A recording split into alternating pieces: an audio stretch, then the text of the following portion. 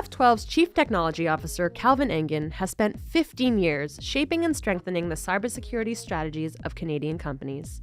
In this fireside chat, Calvin delves into penetration testing, what it is, and why it's a critical step in your organization's cybersecurity process. So what I would say about penetration testing is it's so vital for an organization. It's about measuring where you're at. It's about measuring risk.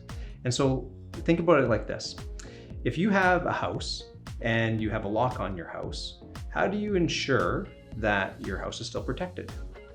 How do you know that your lock is actually working? So think about penetration testing as the security professional that's coming in to validate that you have adequate protection in place, but not just to say, oh, you have a lock on your door, you have an alarm system, you have motion detectors. It's actually saying, what's the most critical part of your business? And you'll say, oh, maybe it's the employee data, your customer data, maybe some intellectual property.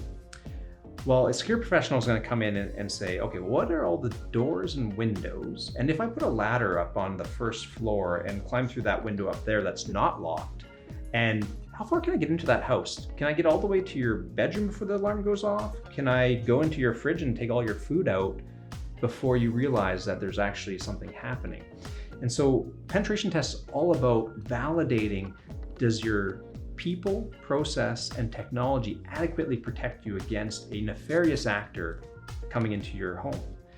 Calvin, what techniques do penetration tests use to assess, a business's security posture? So I'd say there's a misnomer out in the industry right now, and that's around a penetration test is just scanning.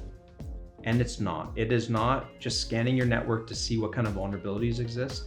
It goes more than that. It's about having somebody that's a human actually testing to validate whether or not your defenses are up.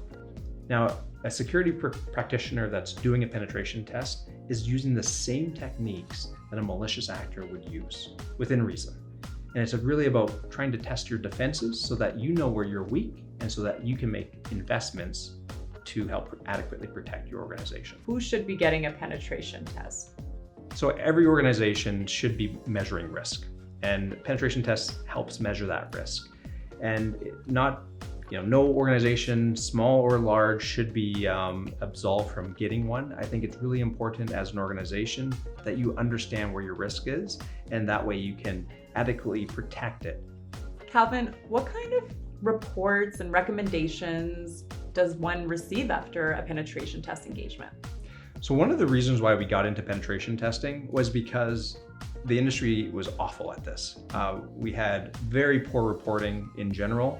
And so I made it my mission, if we're gonna do this, we're gonna do this right and make it human readable. And so what we did is we classify threats within an organization and make it very easy to understand where the risk is at and be able to communicate that so you know exactly what would happen if you did not patch or remediate that vulnerability that existed within your business. The other thing that we do is it's not just one attack method. We use a collection of attack methods, and we can show that in a very meaningful graph. In fact, we did a penetration test not too long ago where we didn't compromise that account once, we did it 6 ways, 6 different ways. It was astounding, and we could show that timeline. It didn't take us 10 days to do it. It took us 1 hour. 1 hour of being inside a client's network where we had complete control of their entire domain. Now, why that's important is you can see the severity, how quickly that can happen. If you give an inch, a nefarious actor will take a mile. And so it's so very important to be able to illustrate that risk in a human readable format, be able to present that to a board of directors so that they can understand that they need to act on that risk and deploy funds so that we can help protect that organization faster and more diligently.